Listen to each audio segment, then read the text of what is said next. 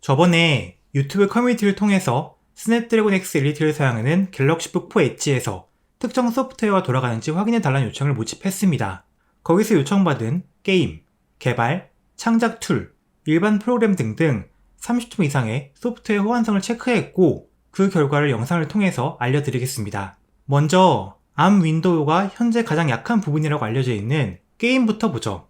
일단 요청받은 게임들을 전부 실행시켜보진 못했지만 제가 테스트해본 원신, 명조, GTA5, DJMax, 팀포트리스2 모두 구동 자체엔 별 문제가 없었습니다. 그러면 프레임이 할만한 정도 나오냐는 건데 지금 제가 평소에 사용하던 프레임 모니터링 프로그램인 MSI 애프터버너나 캡프레임 X를 틀면 게임이 튕기는 현상이 생기더라고요. 그래서 윈도우 게임바를 대신 사용해서 프레임을 체크했습니다. 원신은 중업 기준, 비경에서 네이티브 해상도 평균 20프레임대, 풀 HD 해상도 기준 평균 40프레임대 정도로 나왔습니다. 명조의 경우 훨씬 프레임이 안 나왔는데요. 게임 시작하는 부분 기준으로 풀 HD 해상도, 매우 낮은 옵션 기준으로 20프레임대가 나왔고 프레임 드랍도 종종 심하게 나왔습니다. GTA5는 내장 벤치마크 기준, 하우, 네이티브 해상도 기준으로 50프레임대, 풀 HD 해상도 기준으로는 60프레임대 정도로 체크되었으나 중간중간 심한 프레임 드랍들이 확인되었습니다. 그리고 DJMax 리스펙트의 경우 게임이 원활하게 돌아갔으며 예전 갤럭시북 S에서는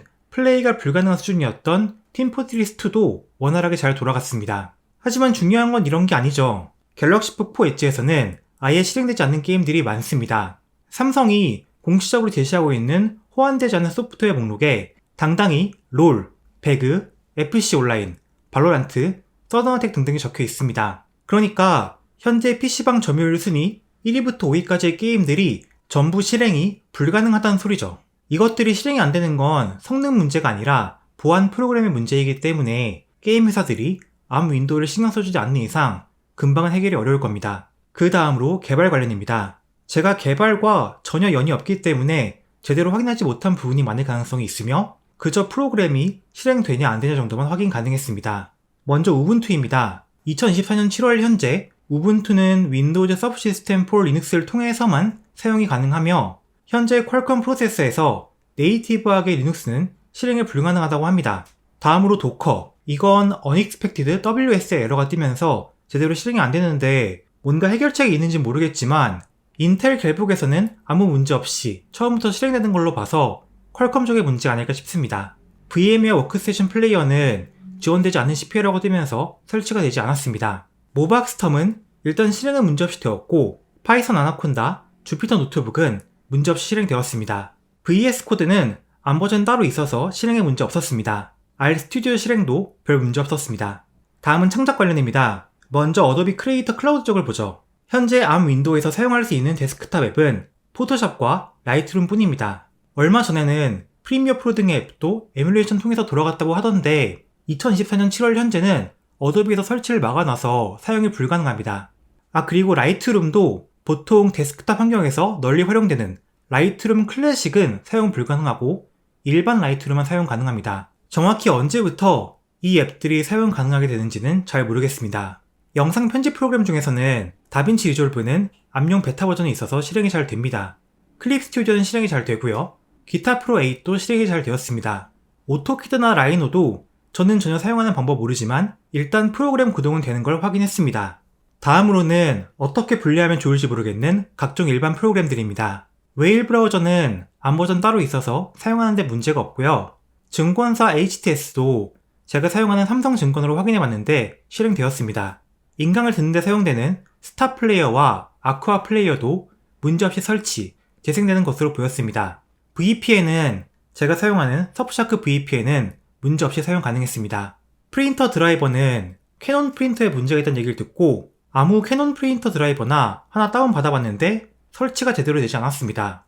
근데 이건 프린터 브랜드 등에 따라서 문제없이 된다는 사람들도 많았습니다. 레이저 시냅스는 일반 버전에서는 연결된 제품을 인식하지 못하며 홈페이지에 들어가서 New 레이저 시냅스라는 신버전 다운받아 설치해야 키보드 인식을 했습니다. 로지텍 옵션은 실행과 제품 인식이 문제없이 잘 됐는데 로지텍 G 허브는 설치 후 실행해보려고 하니까 무한 로딩 화면만 뜨면서 실행되지 않았습니다. 국가 대체자료 공유 시스템 드림은 실행은 잘 됐으나 저는 인증 등록을 할 수가 없어 실제 자료를 재생해보지 못했습니다. 광고 차단 프로그램인 유니콘 프로는 설치가 안 됐습니다. 넷플릭스 앱에 문제가 있다고 해서 한번 받아봤는데 제가 넷플릭스 계정 자체가 없어서 이참에 회원가입이나 해볼까 했는데 회원가입 창에서 다음으로 넘어가지지 않아서 그냥 포기했습니다. 그 외에 로세크, 스타덕 센스라는 프로그램들도 확인해달라고 부탁받았는데 얘들은 문제없이 실행되었습니다. 갤럭시 북4 엣지의 프로그램 호환성에 대한 소결론입니다. 이 결과를 보고 생각보다 호환성 나쁘지 않은데? 라고 생각하실 분도 아직은 이거 못 쓸 물건인데? 라고 생각하실 분도 있을 거라고 생각합니다. 제 의견은 암 윈도우가 몇 년 전보다는 분명히 많이 개선된 건 맞지만 아직 완성품이라고 평가하기에는 많이 모자라지 않나 라는 생각입니다.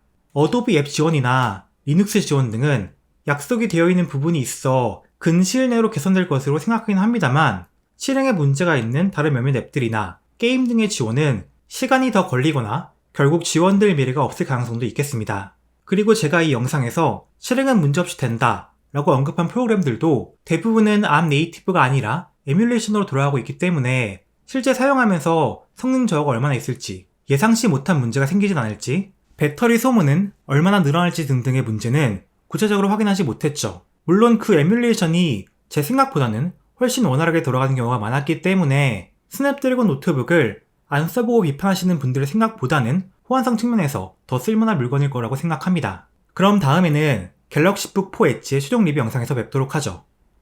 도움이 되셨길 바라며 다음에 뵐게요.